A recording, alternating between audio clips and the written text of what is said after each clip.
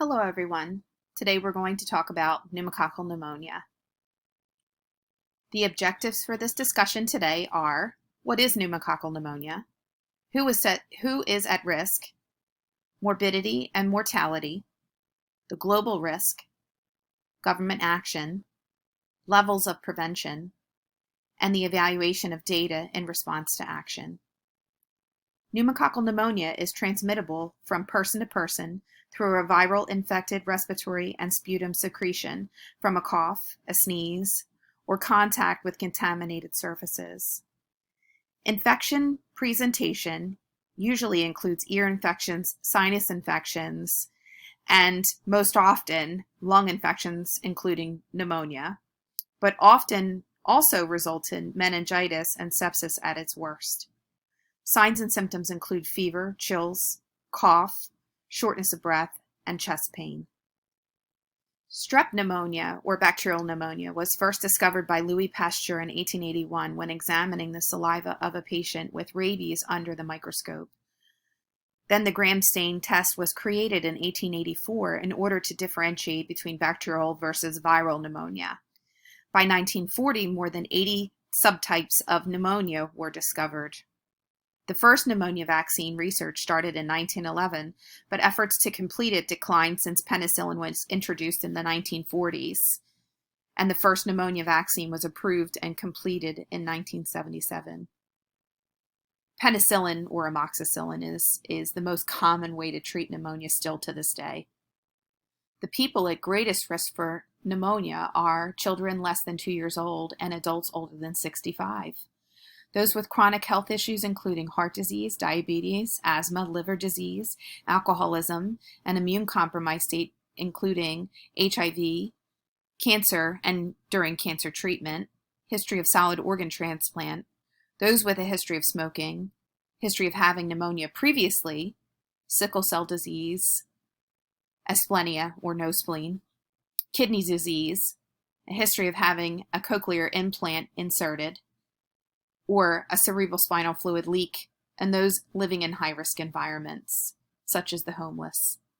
Other high-risk factors are undernutrition, overcrowding, and air pollution.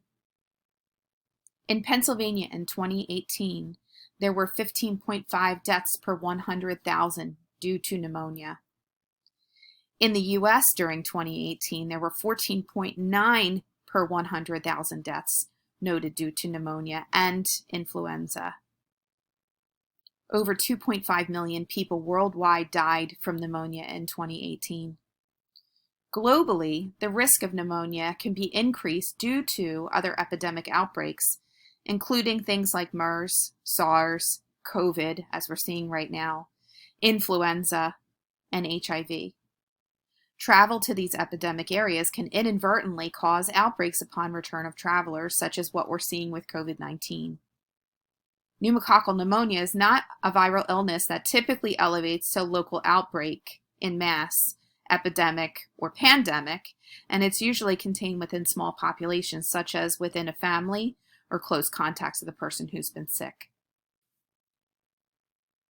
This chart displays the death rate from pneumonia worldwide between 1990 and 2017. The most interesting parts of this chart are that if you look to the right, 1990, 70-plus-year-olds, there were 581,643 deaths. But in 2017, that risk actually went up to 1.13 million deaths for those 70-plus-year-olds.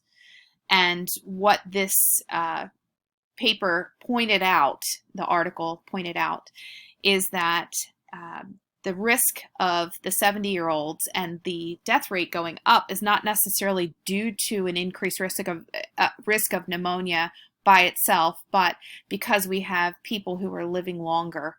So of course, because they're living longer and there's a smaller population of people in that age range, your risk factor goes up for pneumonia. Another thing to point out is that the under 5-year-olds were 2.34 million in 1990, but then their death rate actually went down to 808,920 in 2017. And the article actually points out that that is due to the fact that we changed the PCV7 to PCV13 to give added coverage for more strains of pneumococcal pneumonia. The global risk factor is high for immigrants because a lot of people are not typically vaccinated in their native country because vaccines aren't readily available. They see more actual natural disease in their countries than they have the ability to vaccinate for. There's an increased risk of disease due to being detained in close quarters while being processed for release to the United States. Immigrants have an increased desire to want to vaccinate when arriving to the U.S. related to seeing disease mortality in their own country and having lack of vaccine resources prior to their arrival. All immigrants must be vaccinated prior to receiving citizenship. Unvaccinated immigrants pose a risk to start disease outbreaks. There's great effort at the border, as a lot of people don't realize, due to volunteer humanitarian efforts through getting vaccine availability through the local health departments in order to be able to capture more vaccination opportunity when people are being seen and treated at the border before they're released to the United States for whatever their outcome is, whether they're going to stay or whether they're going to be returned to their country. The World Health Organization has the goal of Healthy People 2020 to increase immunization rates and reduce preventable infectious diseases. The PCV has been entered into the vaccine programs in order to decrease antibiotic resistance in circulating streptococcal pneumonia strains. So it's not just about preventing the viral versions of pneumonia, but also to prevent the bacterial strains from becoming resistant to the antibiotics that we're using to be able to treat pneumonia. The PCV vaccine has accelerated and has prevented up to an estimated 100,000 deaths worldwide. The World Health Organization states that acute respiratory infections are the 8th leading cause of death and have accounted for up to 56,000 deaths annually. Now, these numbers are going to definitely be very different next year when we look back related to COVID pneumonia deaths. The World Health Organization reports a reduction in direct healthcare costs related to vaccination by $9.9 billion annually. All states mandate that childhood vaccinations be up to date before attending public schools. These vaccinations include 2 doses of varicella, 2 doses of MMR, 4 doses of DTaP, 4 doses of polio, and Pennsylvania in particular has gotten to be more strict about the polio series because too many people had had their 4th dose before their 4th birthday, and they are worried about the increased risk of a polio outbreak. So if the child has had their 4th dose before their 4th birthday, they now need to have a booster dose, which would then be a 5th dose of the polio vaccine. They need 3 doses of hepatitis B, 1 dose of meningococcal A before entering both the 7th and the 12th grade, and 1 dose of tetanus, diphtheria, and pertussis before entering the 7th grade. Adult day programs in nursing homes may require an annual flu shot as well as pneumococcal vaccines per their own policy, because, of course, this group of people over the age of 65 is at greatest risk for pneumonia. Some states are allowing religious and moral exemptions, though this is changing as we speak, because the risk of outbreak versus the right as to have a religious or moral exemption is definitely not outweighing the risk. And there, of course, are a lot of people up in arms who are not with the vaccine movement. All states, of course, have to permit a verified medical exemption for those who are in chemotherapy treatment or who are allergic to the vaccines. So this is just the up-to-date version of the CDC recommendation for childhood vaccines for those 18 years of age and younger. So this is something that we often encourage our patients to have up to date, of course, and also to stay on schedule, as well as to look back on and make sure that you're up to date before travel. So the first level of prevention, of course, is vaccination. So the PCV13 is recommended by the CDC for babies ages 2, 4, 6, and 12 months for a 4-dose series. And then 1 dose of PCV13 is recommended for those ages 65 and older, with a booster at a year after of Pneumovax. Booster Pneumovaxes are given every 5 years to those who have the chronic health conditions that we had talked about, including the fact that they've had their spleen removed, or they have a history of asthma, a history of having pneumonia, they're smokers, they have a cochlear implant, or they have a CSF leak. Secondary level of prevention includes screening and diagnosis. So the most common way to diagnose a patient with pneumonia is to listen to their lungs. If you hear a crackle and you suspect that they have all the signs and symptoms of pneumonia, including cough, shortness of breath, and fever, we typically will send them for a chest x-ray to look for infiltrates, which will then confirm the high suspicion of pneumonia.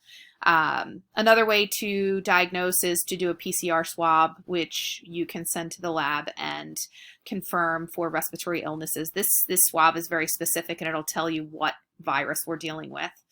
And then, of course, you can do a sputum culture or bronchial lavage. That's typically done through a pulmonologist. And that test can specify through gram stain whether it's bacterial versus viral versus fungal. And then, of course, blood tests can back up your suspicion by showing you the white blood cell shift. It's not necessarily going to specify that it's pneumonia, but it does confirm that we are, concerned about an infection at this point. And then, of course, the third level or tertiary level prevention is treatment. So in the beginning, if you're not necessarily convinced that it is pneumonia per se, you can consider watchful waiting, supportive care, including hydration, Motrin, Tylenol, inhalers for shortness of breath and cough medicines, incentive spirometers for coughing and deep breathing exercise, and rest. I can't express rest enough because people often jump back into their normal level of activity and expect to be able to bounce right back, and that is not the case. Of course, broad-spectrum antibiotics, including penicillin and azithromycin, is a combined regimen that we use once we confirm infiltrate on X-ray, or if there's a high suspicion and you just go ahead and treat. And then you can also do a repeat X-ray for a test of cure if the person has ongoing or worsening symptoms. So as I had touched on before, the evaluation of response to action included a policy change in 2010 from the PCV7 to the PCV13 series in the childhood vaccination series. The CDC reported overall pneumococcal cases decreased from 100 per 100,000 cases in 98 to 9 cases per 100,000 in 2015. The pneumococcal cases caused specifically by 13 serotypes covered by PCV13 decreased from 91 cases per 100,000 in 1998 to 2 cases per 100,000 in 2015. That's an impressive decrease, and obviously confirms that the vaccine is actually working. One other interesting thing that was pointed out during this article was that you could also see the impact on the people who were 65 and older, because their cases also decreased related to the change in not only the recommendation for PCV13 given at age 65 and older, but because their cohorts in their community that were younger and the children in the community were given the PCV13, it actually ended up protecting those who were ages 65 and older, which is very interesting. And again, this chart just backs up the previous information I had stated about the policy change in 2010. You can see a sharp decrease after 2010 in the cases because of PCV13. So thank you for listening. I hope this really helps with your patient care, and I hope that you were able to get a lot of good and updated information about the pneumococcal pneumonia, and also the updated recommendations on the vaccines. Take care and have a great day.